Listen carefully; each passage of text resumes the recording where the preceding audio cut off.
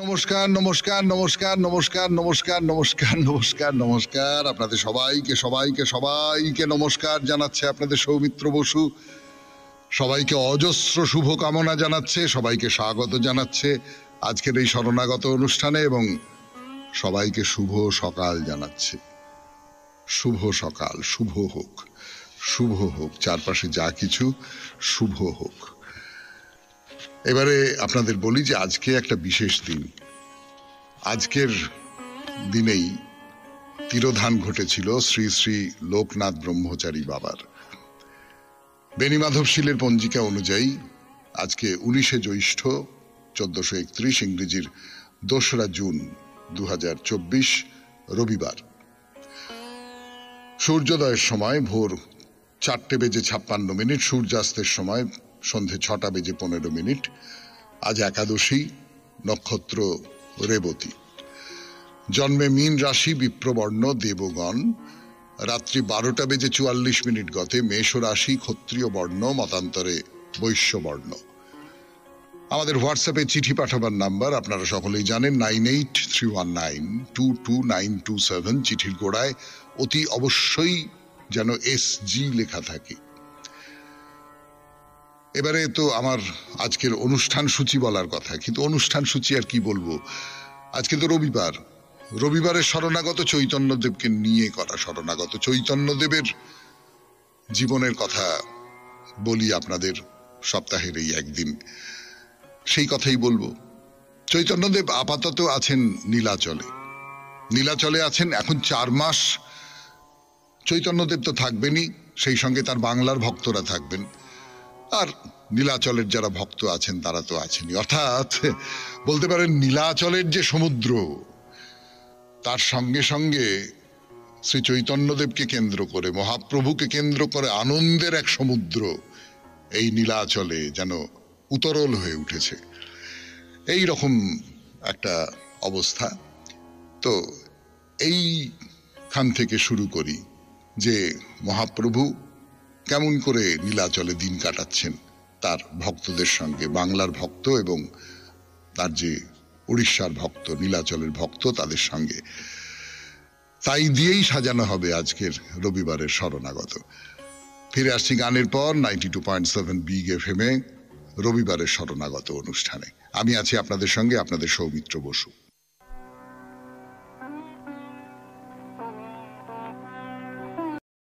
মহাপ্রভু শ্রী চৈতন্যদেবের কথা বলবার জন্য 92.7 বিগ FM এ শরণাগত অনুষ্ঠানে।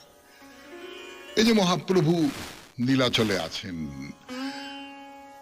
দিন রাত ওই জগন্নাথ মন্দিরে যান, ভক্তদের এই নিয়ে চলছে। মানে প্রতিদিন তিনি 4 বার জগন্নাথকে দর্শন করেন, 4 বার, 12 বার দণ্ডবত প্রণাম করেন, বিগ্রহ দর্শন করে ফিরে আসেন, ফিরে এসে নিয়মিত উচ্চৈশ্বরে হরিনাম কীর্তন করেন, হরিবোল হরিবোল হরিবোল হরিবোল হরিবোল হরিবোল। কিন্তু মন্দির থেকে সোজাসুজি নিজের ঘরে ফিরে আসেন না, ফেরবার পথে হরিদাসের কুটিরে যান। হরিদাস, যিনি নিজেকে অচ্যুত বলে মনে করেন, তার জন্য অন্য বাসা নির্দিষ্ট হয়েছে এবং মহাপ্রভু সেটা মেনে নিয়েছেন যে নীলাচলের মানুষজন তা না হলে হয়তো ক্ষুব্ধ হতে পারেন, কোনোভাবে তাদের সংস্কারে বাঁধতে পারে, কাজে ঠিক আছে হরিদাস ওখানে থাক। আমি মন্দির থেকে ফেরবার সময় নিয়মিত হরিদাসের কাছে যাব। হরিদাসের কুটিরে গিয়ে তার সঙ্গে খানিকক্ষণ ইষ্ট কথা বললেন, কীর্তন গাইলেন, এই সমস্ত করে তারপরে বাসায় আসতেন। তো মহাপ্রভু একদিন হরিদাসের কুটিরে গেছেন, সেখানে গিয়ে ঈশ্বর প্রসঙ্গে, ইষ্ট প্রসঙ্গে, কৃষ্ণ প্রসঙ্গে কথাবার্তা হয়েছে, গান হয়েছে, সব হয়েছে। তারপর আবার বাড়িতে ফিরে এসেছেন, ফিরে এসে নাম কীর্তন করছেন। এমন সময় তার কাছে এলেন অদ্বৈতাচার্য, তার সামনে বসে তাকে পাদ্য অর্ঘ্য আচমন নিবেদন করলেন খুব সুগন্ধি জল দিয়ে। মহাপ্রভুর গলায় তিনি ফুলের মালা অর্পণ করলেন, মাথায় দিলেন তুলসীর মঞ্জরি, তারপর তার 2 পা ধরে কর জোড়ে স্তুতি জানিয়ে পুজো করলেন অদ্বৈত আচার্য। অদ্বৈত আচার্য, তার বয়স তখন কত? এই ধরুন ৭৯-৮০ বছর। তার এখন বয়স ৭৯-৮০, আর তার ছাত্র ছিলেন নিমাই মহাপ্রভু শ্রী চৈতন্যদেব, তার বয়স এখন ২৭-২৮।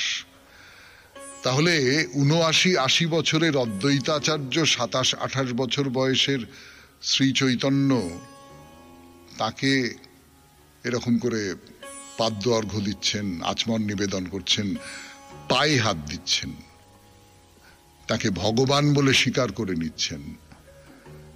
নবদ্বীপে যখন অভিষেক হয়েছিল তখন ভক্তরা মহাপ্রভুকে তুলসী মঞ্জরি দিয়া পূজিল চরণ। যখন তার মধ্যে ৭ প্রহরিয়া ভাব হয়েছিল তারা তাকে গোপাল মন্ত্রে পূজা করেছিলেন। ভগবত রূপে মান্যতা নবদ্বীপেই হয়েছে। এখন অদ্বৈতাচার্য ভগবত ভাবে তার পূজা করলেন। চৈতন্যদেবও তার আচার্যকে পুজো করলেন শিব মন্ত্র উচ্চারণ করতে করতে। রাধে কৃষ্ণ রাম বিষ্ণু শীতে রাম শিব শিব यसी ससी नमो नित्यं योमी सोमी नमस्ते। 92.7 বিগ এফএম এ শুনছেন রবিবারের শরণাগত, চৈতন্যদেবের শরণাগত। ফিরে আসছি গানের পর। যেটা এইমাত্র বললাম 92.7 বিগ এফএম এ শরণাগত অনুষ্ঠানে একজন ৭৯-৮০ বছর আর একজন ২৭-২৮ বছর দুজনে দুজনের পুজো করছেন, প্রণাম করছেন, মন্ত্র উচ্চারণ করবার সঙ্গে সঙ্গে তালও বাদ্য করছেন, আর দুজনে দুজনের দিকে তাকিয়ে হাসছেন, নমস্কার করছেন, বারবার বারবার বারবার নমস্কার করছেন। মহাপ্রভু আগে অদ্বৈত আচার্যকে নাড়া বলে সম্বোধন করতেন। নাড়া, নারায়ণ থেকে নাড়া, নারায়ণের ডাক নাম বলতে পারেন। অথচ এখন তিনি অদ্বৈতাচার্যকে শিবমন্ত্রে পুজো করছেন। মহাপ্রভু একসময় অদ্বৈতের বর্ণনায় তাকে মহেশের অবতার বলে উল্লেখ করেছিলেন। অদ্বৈত আচার্য মাধবেন্দ্রপুরীর শিষ্য ছিলেন, মাধবেন্দ্রপুরী শৈব সম্প্রদায়ের সাধু। কিন্তু পরবর্তীকালে অদ্বৈত আচার্য এই ভক্তিবাদ, মহাপ্রভুর যে ভক্তিবাদ, সেই ভক্তিবাদে আকৃষ্ট হয়ে কৃষ্ণের ভজনা করতেন। সেই বিবেচনায় হয়তো তাকে বিষ্ণুর পর্যায়ে ভুক্ত বলে মনে করা হয়, কিন্তু তত্ত্বের দিক থেকে যেহেতু তিনি শৈব সন্ন্যাসীর শিষ্যত্ব গ্রহণ করেছিলেন, সেই জন্য তাকে মহেশের অবতারই বলা হয়। তো এইরকম হলো, খুব ভালোভাবে দিন চলছে, খুব আনন্দের সঙ্গে দিন চলছে। বাংলার ভক্তরা সব চাতুর্মাস্য উপলক্ষ করে নীলাচলে থেকে জগন্নাথকে ঘিরে নানান রকমের উৎসব অনুষ্ঠান, পালা পার্বণ এই সমস্ত দেখছেন। শ্রাবণের শুক্লা দশমীতে ঝুলন যাত্রা হলো, ভাদ্রের কৃষ্ণাষ্টমীতে শ্রীকৃষ্ণের জন্মোৎসব হলো, নন্দোৎসব, আশ্বিন মাসে দুর্গাপূজা, কার্তিক মাসের পূর্ণিমায় রাসলীলা। মহাপ্রভুর সঙ্গে সবাই মিলে এই উৎসবে যোগ দিচ্ছেন। সে কি আনন্দ, কি আনন্দ! জন্মাষ্টমীতে শ্রীকৃষ্ণের জন্মদিন, তো মহাপ্রভু ভক্তদের সঙ্গে নিয়ে গোয়ালার মতন বেশ ধারণ করেছেন, বুঝলেন? মাথায় পাগড়ি বেঁধেছেন, বাঁকে করে দুধ আর দইয়ের পাত্র নিয়ে হরি হরি হরি হরি হরি হরি হরি হরি বলতে বলতে যেখানে অনুষ্ঠান হচ্ছে, জন্মাষ্টমীর অনুষ্ঠান, সেইখানে এলেন। তা পরের দিন নন্দোৎসব, সেখানে রাজা প্রতাপরুদ্র, কাশী মিশ্র, সার্বভৌম, তুলসী পরিছা, আরো আরো উড়িষ্যার সব প্রচুর মানুষ তারা অনুষ্ঠানের জায়গায় এসেছেন। ওড়িয়া ভক্ত কানাই খুন্টিয়া নন্দরাজা সেজেছেন, জগন্নাথ মাইতি সেজেছেন যশোদা মা, আর মহাপ্রভু নিত্যানন্দ আর অন্য ভক্তরা সব গোয়ালা হয়েছেন। হ্যাঁ, গোয়ালা হয়ে সেই যে অনুষ্ঠানটা হচ্ছে সেখানে নানান ভঙ্গিতে নৃত্য করছেন, আর মাঝে মাঝে দুধ, দই, হলুদ জল ছিটিয়ে ছিটিয়ে ছিটিয়ে ছিটিয়ে সকলকে ভিজিয়ে দিচ্ছেন। এর মধ্যে একটা কাণ্ড হলো। অদ্বৈত আচার্য মহাপ্রভুকে বললেন, গোয়ালা তো হয়েছ, বলি লাঠি খেলতে পারো কি? তাই তো, লাঠি খেলতে হবে এই রকমের কথা বলা হচ্ছে। কি করবেন মহাপ্রভু? 92.7 বিগ এফএম এ রবিবারের শরণাগত অনুষ্ঠানে শুনছেন মহাপ্রভু শ্রী চৈতন্যদেবের কথা। ফিরে আসছি গানের পর।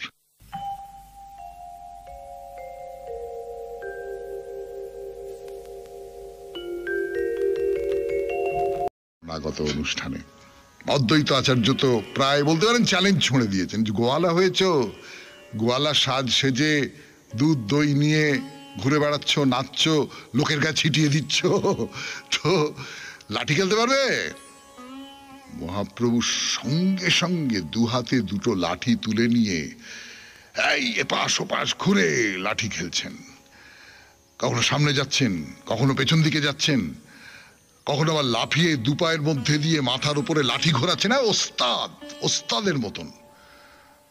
মাঝে মাঝে লাঠি ওপরের দিকে ছুঁড়ে দিয়ে আবার লুফে নিয়ে ঘোরাচ্ছেন। আর তার পাশাপাশি নিত্যানন্দ সমান তালে লাঠি খেলে যাচ্ছেন।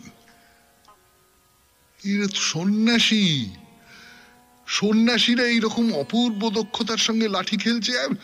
সবাই অবাক হয়ে গেছে, সব চিৎকার করছে, উৎসাহ দিচ্ছে। রাজা প্রতাপরুদ্রদেব এবারে অভিভূত হয়ে ওই তুলসী পরিছাকে সঙ্গে নিয়ে একটা খুব দামি বস্ত্র এনে মহাপ্রভুর মাথায় জড়িয়ে দিয়েছেন। অন্যান্য ভক্ত যারা ছিল তাদের সকল মাথায় কাপড় জড়িয়ে দেওয়া হলো। তো কানাই খুন্টিয়া, জগন্নাথ মাহাতি এরা সব নিজেদের ঘর থেকে কত ধন এনে তাদের মধ্যে বিতরণ করলেন। এই চলছে লাঠি খেলা। খেলার শেষে মহাপ্রভু মাথা নিচু করে সবাইকে নমস্কার জানালেন। শুনছেন রবিবারের শরণাগত, মহাপ্রভুর শরণাগত 92.7 বিগ FM এ। ফিরে আসছি গানের পর। শরণাগত অনুষ্ঠানে 92.7 বিগ FM এ আমি আছি আপনাদের সঙ্গে, আপনাদের সৌমিত্র বসু। যেটা বলছিলাম মহাপ্রভুর কথা বলতে বলতে, যে মহাপ্রভু সে লাঠি খেলা তাই দেখিয়ে দিলেন। সে লাঠি খেলা দেখে তো সবাই একেবারে, সে তো বললাম আপনাদের। তারপর ধরুন বিজয়া দশমীর দিন লঙ্কা বিজয় হবে। হ্যাঁ, আপনারা তো জানেন যে লঙ্কা বিজয়ের স্মারক হিসেবে বিজয়া দশমীর দিনটা পালন করা হয়, এইটা একটা মত আছে। তো সেই লঙ্কা বিজয় হবে। তার আবার বানর সেনা সাজলেন। হ্যাঁ, মহাপ্রভু নিজেও সাজলেন। মহাপ্রভু দক্ষিণের মন্দিরে ঘুরে ঘুরে শ্রীরামচন্দ্রের বিগ্রহ দর্শন করেছেন। তো তার ভেতরে যে রসানুভূতি তৈরি হয়েছিল সেইটা মঞ্চে তার প্রয়োগ হলো আর কি। মানে সবাই একেবারে দেখছে যেন সত্যি সত্যি যেন লঙ্কা আক্রমণ করতে যাচ্ছে বানর সেনারা, এরকম একটা মনে হচ্ছে। মানে সমস্তটাই খুব সত্য হয়ে উঠছে, কারণ অভিজ্ঞতার মধ্যে দিয়ে এসেছে তো এই কথাগুলো। মানে মহাপ্রভু এই রামচন্দ্রের কত মূর্তি দর্শন করেছেন, সেই সমস্ত অভিজ্ঞতা তার অভিনয়ের মধ্যে দিয়ে প্রকাশ পাচ্ছে মঞ্চে, অভিনয়ের মধ্যে দিয়ে। আবার কার্তিক মাসের অমাবস্যায় দীপাবলি উৎসবে বিমলা দেবীর শ্যামা রূপে পূজা হবে।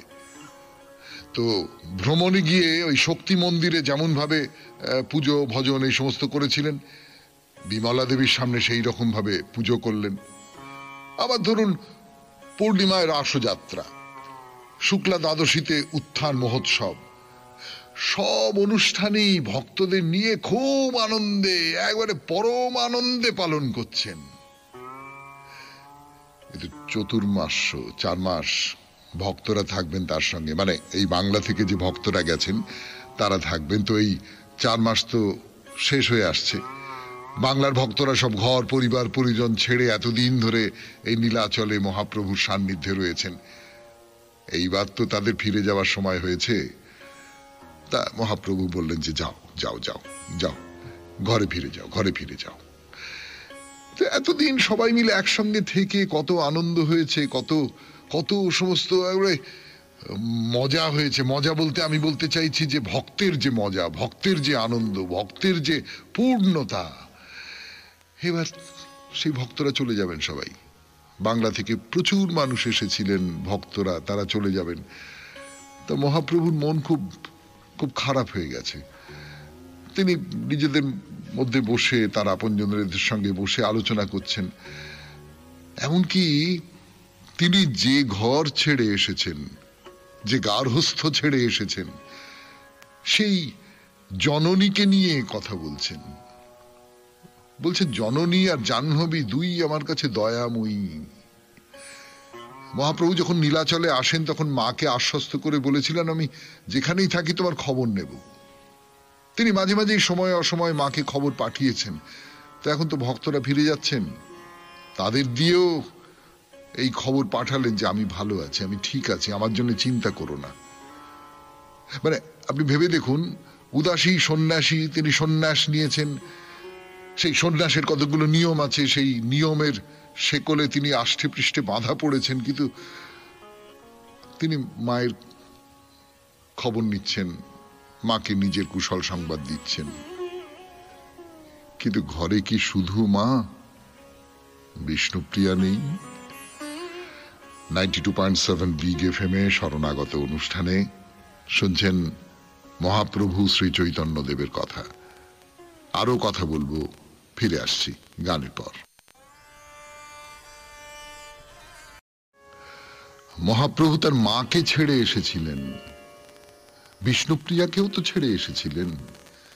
সে কাহিনী তো বলেছি আপনাদের সকলকে। সেই বিষ্ণুপ্রিয়ার কথা একবারও তার মনে পড়েনি? সন্ন্যাসী, হ্যাঁ সন্ন্যাসী, কিন্তু সন্ন্যাসীর তো মন বলে কিছু একটা আছে।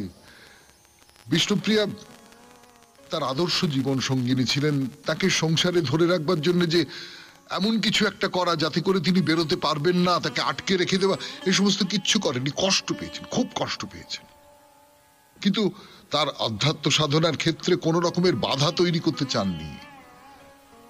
মনে প্রবল প্রবল গভীর গভীরতম দুঃখ থাকলেও স্বামী যা চেয়েছেন, স্বামীকে অগ্রাহ্য করতে চাননি। তার মনের মধ্যে কোনো কথা প্রকাশ পায়নি। শুধু যেদিন তিনি মহাপ্রভুর প্রথম সন্ন্যাস গ্রহণের কথা শুনলেন, প্রথম নীলাচল যাত্রার কথা শুনলেন, তখন খুব অভিমান করে তিনি একটা কথা বলেছিলেন। মাধবের লেখার মধ্যে সেই কথা রয়েছে। বলেছিলেন, শিশুকাল থেকে যাদের কোলে পিঠে করে খেলা করেছো সেই সব সুহৃদদের প্রতি তুমি একটু ভালোবাসা দেখালে না? এ তোমার কেমন কোমল হৃদয়! নদিয়ার মানুষজনের মাথায় যে বজ্রাঘাত তুমি করলে তাতে তোমার কি পৌরুষ হলো হে সুন্দর? এই শিক্ষা তোমাকে কে দিয়েছে? দেখুন, একটা কথা বলি, যে খুব বড় কাজের জন্য বাইরে চলে যাচ্ছে, সংসারের বাইরে চলে যাচ্ছে, সংসারের তো তার প্রতি অভিমান হবেই। সে তো সংসারের দাবি মেটাতে পারল না। ওই যে একটা গান আছে না, পৃথিবী আমারে চায়, রেখো না বেঁধে আমায়, খুলে দাও প্রিয়া, খুলে দাও বাহুডোর। তো প্রিয়ার বাহুডোর সে তো কাঁদবেই, সে তো বলবেই যে তুমি আমার প্রতি তোমার যে ভালোবাসা, সেই ভালোবাসাকে ছিঁড়ে অগ্রাহ্য করে তুমি চলে গেলে, এই কথা তো বলবেই। তো ভক্তরা যারা চলে যাবেন, মহাপ্রভু তাদের সঙ্গে কথা বলছেন, মায়ের কথা বলছেন সব, তো সকলেরই মনে কৌতূহল ছিল যে পল্লীর কথা বলছেন, দেশের কথা বলছেন, মায়ের কথা তো বলছেনই, কত কিছু নিয়ে আলোচনা করছেন। বিষ্ণুপ্রিয়ার কথা কি মনে আসেনি? বিষ্ণুপ্রিয়া, মহাপ্রভু সকলকে নিয়ে বিদায় নেবার আগে যে আলোচনা করছিলেন, তখন হঠাৎ সেখানে বিরতি দিয়ে নিত্যানন্দকে সঙ্গে নিয়ে একটু দূরে আলাদা দাঁড়িয়ে কোনো একটা বিষয় নিয়ে কথাবার্তা বলছেন। কি কথা বললেন সেটা ভক্তরা কেউ কোনোদিন জানতে পারেননি। না, হতেই পারে তিনি গৌড়ীয় বৈষ্ণব যে সংগঠন তাই নিয়ে কথা বলেছেন, ভক্তদের কর্তব্য দায়িত্ব এইসব নিয়ে নিত্যানন্দকে উপদেশ দিয়েছেন। কিন্তু কে জানে, ভাবতে খুব ইচ্ছে করে বিষ্ণুপ্রিয়ার কথা অন্তত একবার জিজ্ঞেস করেছেন। মানে আমরা যারা সংসারী মানুষ, আমাদের তো খুব ভাবতে ইচ্ছে করে। তো যাই হোক, এইভাবে নিত্যানন্দের সঙ্গে আলাদা কথাবার্তা বলে তারপরে আবার সকলের মধ্যে ফিরে এসে তিনি বললেন যে তাহলে অমুক দিন যাত্রা, তোমরা এবার ফিরে যাও। তবে একটা কথা বলি, প্রত্যেক বছর রথযাত্রার সময় তোমরা নীলাচলে এসো, তোমাদের সঙ্গে আমার দেখা হবে। 92.7 বিগ এফএম এ শুনছেন রবিবারের শরণাগত, মহাপ্রভুর শরণাগত। আমি আছি আপনাদের সঙ্গে, আপনাদের সৌমিত্র বসু।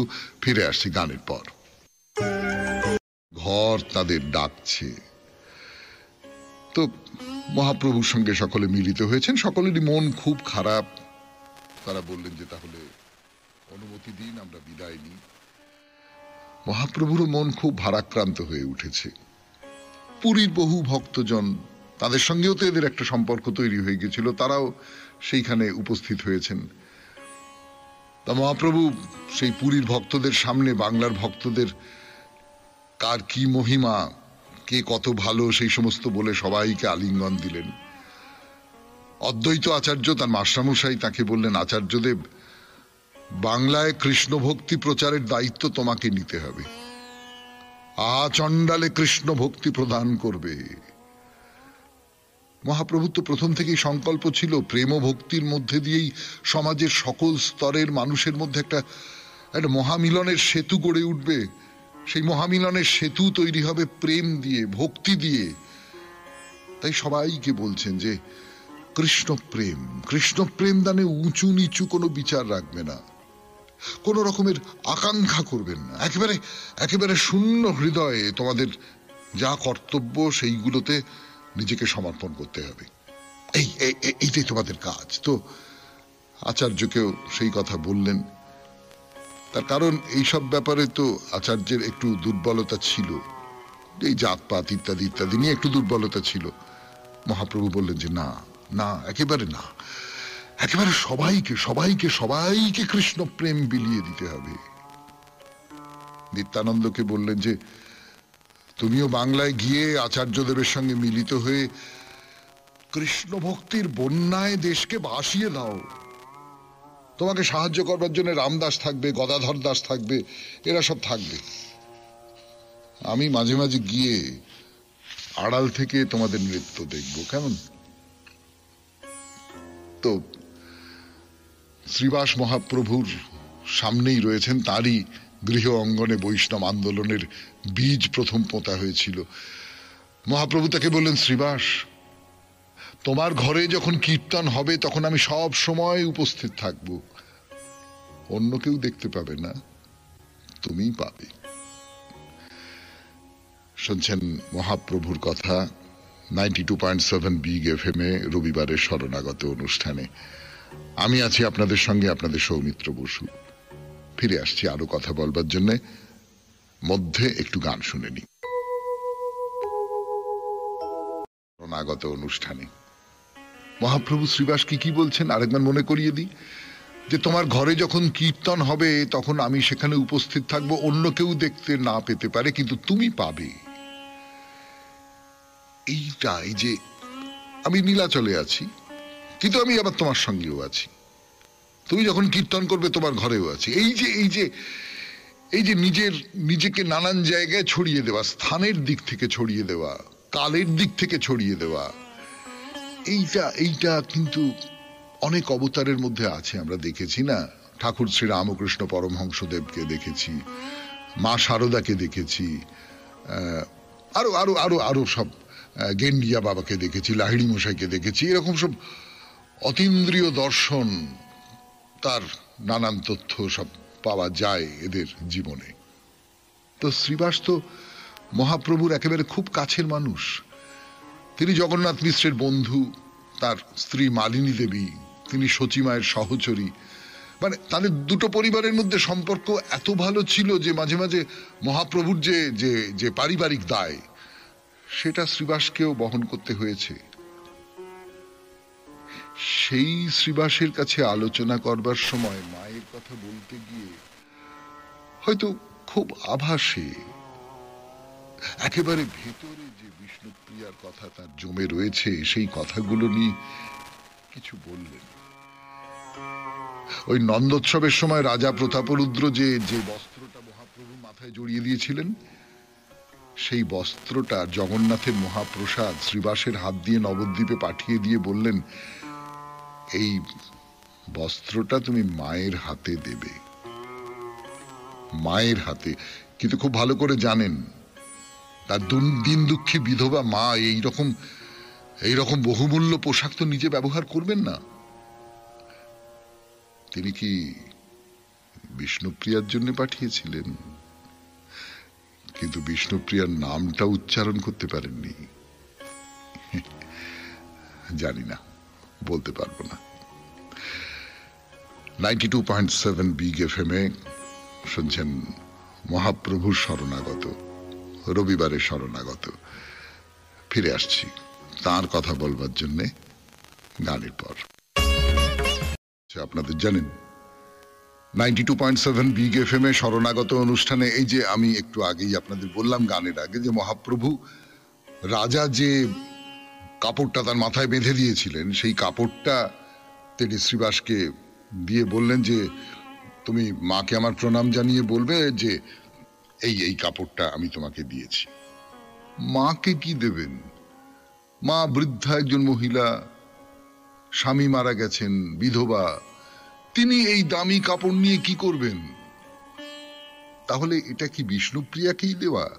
মানে কেউ কেউ মনে করেছেন, যারা শ্রী চৈতন্যদেবকে নিয়ে কাজ করেছেন, গবেষণা করেছেন, তারা কেউ কেউ মনে করেছেন যে এটা আসলে পরোক্ষে বিষ্ণুপ্রিয়া দেবীকেই দেওয়া। মাকে দেওয়ার নাম করে তিনি আসলে স্ত্রীকে পাঠালেন। হায় হায়, সন্ন্যাসী বলতে খুব ইচ্ছে করে যে বিষ্ণুপ্রিয়াকে বহুমূল্য বস্ত্রখণ্ড দিচ্ছ তুমি, তুমি নিজে সরে এসেছো তার জীবন থেকে। আর সত্যি সত্যি আমরা তো জানি বিষ্ণুপ্রিয়া একেবারে সন্ন্যাসিনীর জীবন যাপন করেছেন। এই বহুমূল্য বস্ত্রখণ্ড তিনি মাথায় করে রাখতে পারেন নিশ্চয়ই, তার স্বামীর দান, তার প্রভুর দান মাথায় করে রাখতে পারেন, কিন্তু এই বহুমূল্য বস্ত্রখণ্ড দিয়ে হ্যাঁ তিনি হয়তো বিষ্ণুপ্রিয়াকে স্মরণ করলেন, বিষ্ণুপ্রিয়ার কথা মনে করলেন, এই পর্যন্ত হতে পারে। এমনটা হতে পারে যে নাম উচ্চারণে বাধা আছে বলে বিষ্ণুপ্রিয়াকে মায়ের নাম করে দেওয়া হলো। আর তিনি বললেন যে শ্রীবাস তুমি মাকে আমার প্রণাম জানিয়ে বলবে তিনি যেন আমার সব অপরাধ মার্জনা করেন। ছেলে হয়ে আমি তার কোনো সেবা করতে পারলাম না, মায়ের সেবা করা তো পুত্রের ধর্ম। আমি তো সন্ন্যাস নিয়েছি, আমি আমার সেই গার্হস্থ্য জীবনের যে ধর্ম সেখান থেকে বিচ্যুত হয়েছি বলে বলছেন আমি কেবল উন্মাদনার বশে এমন কাজ করেছি। পাগল ছেলের কাজে তো মা রুষ্ট হয় না, আমি মায়ের ভালোবাসাকে উপেক্ষা করেছি। কি কার্যে সন্ন্যাসে মোর প্রেম মহাধন, যে কালে সন্ন্যাস কইনু ছন্ন হইল মন। কিরকম মনে হয় না যে সন্ন্যাসীর যে কঠোর মূর্তিটা, সেই মূর্তিটা ভেতরে ভেতরে ভেতরে ভেতরে আবেগ তাকে গলিয়ে দিচ্ছে। সন্ন্যাসীর এই যে কঠিন ভাবমূর্তি সেটা দুর্বল হয়ে পড়ছে। হ্যাঁ, নবদ্বীপে 24 বছরের যে জীবন, সেই জীবন তার কাছে অসহ্য হয়ে উঠছিল। তিনি মানুষের মঙ্গল কামনার ব্রত নিয়ে সাধনার পথে অগ্রসর হয়েছিলেন। দেখলেন সমস্ত দিক থেকে, মানবিক, সামাজিক, আধ্যাত্মিক সব দিক থেকে মানুষের ধরবার মতন কোনো ধর্ম নেই, কোনো আদর্শ নেই, কোনো জায়গায় কোনো বিচার নেই, কোনো গভীর আন্তরিক বিচারের কোনো ব্যাপার নেই। বিশেষ করে যারা সমাজের তথাকথিত নিচুতলার মানুষ, তাদের অসহায়তা তাকে বিচলিত করে তুলছিল। তাদের ভালো করতে হবে, তো তাদের ভালো করতে গিয়ে দেখলেন কত বাধা, কত আঘাত সহ্য করতে হয়। সেই জন্যে তিনি সন্ন্যাস নিয়েছিলেন। এসব জীবেরে আমি করিব উদ্ধার, অতএব অবশ্য আমি সন্ন্যাস করিব। জীবকে উদ্ধার করবার জন্যে আমি সন্ন্যাস গ্রহণ করেছি। তো সন্ন্যাস নিয়ে নীলাচলে চলে গেছেন, জগন্নাথের ভূমিতে এসেছেন, প্রেমের দেবতা জগন্নাথ। নিজের অনুভূতি, প্রেমরস আস্বাদনের জন্য ব্যাকুল হয়ে উঠেছেন। তার মনে হয়েছে যে কৃষ্ণ মন্ত্র হইতে হবে সংসার মোচন, কৃষ্ণ নাম হইতে পাবে কৃষ্ণের চরণ। তিনি এইটা ভেবেছিলেন। একটু গান শুনি এবার 92.7 বিগ এফএম এ শরণাগত অনুষ্ঠানে, তারপর আরো কিছু কথা বলবো মহাপ্রভু সম্পর্কে। ফিরে আসবো গানের পর। মহাপ্রভুর কথা 92.7 বিগ এফএম এ শরণাগত অনুষ্ঠানে।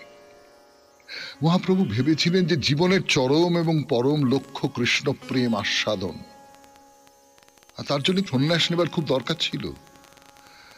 জ্ঞানমার্গের পথে বিধি বেষ্টনী তো অনেক। এই যে সন্ন্যাস অনুশীলন, তার তো একটা কঠোরতা আছে, তার তো একটা কি বলবো, তার প্রায় একটা নির্মমতা আছে। তার ফলে কি হৃদয় শুকিয়ে যায় না? কৃষ্ণ প্রেমরস আস্বাদন করতে গেলে শুধুমাত্র ভক্তির দরকার, কিন্তু হৃদয় যদি কঠিন হয়ে পড়ে তাহলে ভক্তি কি করে তার মধ্যে প্রবেশ করবে? নীতি নিয়ম, এটা মানতে হবে, ওটা মানতে হবে, এইটা করতে হবে, ওইটা করতে হবে, নিজেকে কঠোর করে রাখা। সেই কঠোর করে রাখা, আমি সমস্ত রকম কিছু করতে পারবো না, আমি স্ত্রী সঙ্গ, আমি স্ত্রীর কথা ভাবতে পর্যন্ত পারবো না, আমার স্ত্রীর কথা ভাবতে পর্যন্ত পারবো না। আমার যে স্ত্রী আমাকে একেবারে অজস্র ভালোবাসা ঢেলে দিয়েছে, আমিও তাকে ভালোবাসা দিয়েছি, তার কথা ভাবতে পারবো না, তার সঙ্গে দেখা করতে পারবো না, আমি আমার মায়ের সঙ্গে দেখা করতে পারবো না। এই যে কঠোরতা, এই কঠোরতা কি প্রেমের খানিকটা শত্রুও নয়? ভক্তির সাধন ব্যক্তি নির্ভর, নিজের অনুভূতির ওপর নির্ভরশীল। সেই জন্য ঘরে থেকেই তো ভক্তি আরাধনা সম্ভব ছিল। তার জন্য সংসার ছেড়ে, মাকে ছেড়ে, নিজের আত্মীয় স্বজন, বন্ধু বান্ধব, নিজের আপন মানুষদের ছেড়ে চলে যাবার তো কোনো দরকার ছিল না। সেইখানে আক্ষেপ করে শ্রীবাসের কাছে স্বীকৃতি দিলেন, বললেন যে মাকে সেবা করতে পারিনি, আমি আমার ছেলের ধর্ম থেকে বিচ্যুত হয়েছি। মায়ের কথা বলেন, মায়ের কথা বলেন, মায়ের কথা বলেন, মায়ের কথা বলতে বলতে কথা শেষ হয় না। মায়ের আদেশেই আমি নীলাচলে এসেছি, আমি তাকে কথা দিয়েছি তোমার সব ভার আমার, আমি যেখানেই থাকি প্রতিদিন তোমার চরণ দর্শন করতে আসব। আমি যাই মায়ের কাছে, যাই, কিন্তু মা আমার উপস্থিতি বুঝতে পারে না, মনে করে স্বপ্ন দেখছে। এই কিছুদিন আগে বিজয়া দশমীর দিন মা আমার অন্ন ব্যঞ্জনে নানা উপাচার সাজিয়ে গৃহদেবতা দামোদরকে নিবেদন করছে। সমস্ত উপাচার তার কোলে আছে, আর মনে মনে কেবল আমার কথা ভাবছে, আমার কথা, যে আমার নিমাইয়ের এই সমস্ত খাবার বড় প্রিয় ছিল, সে ঘরে নেই, কে সব খাবে? কোলে সেই পাত্র ধরে কাঁদছে, আমি গিয়ে সব খেয়ে এসেছি। কিন্তু মা বুঝতে পারেনি, মা মনে করেছে স্বপ্ন। এই পর্যন্তই থাক, কেমন? 92.7 বিগ এফএম এ শরণাগত অনুষ্ঠান আজকের মতো এখানেই শেষ হলো। আমাদের হোয়াটসঅ্যাপে চিঠি পাঠাবার নাম্বার 9831922927। চিঠির গোড়ায় অতি অবশ্যই SG লিখতে হবে। তবে আর কি, বিদায়। সবাই খুব ভালো থাকবেন, আনন্দে থাকবেন। নমস্কার, নমস্কার, নমস্কার, নমস্কার, নমস্কার, নমস্কার, নমস্কার, নমস্কার, নমস্কার।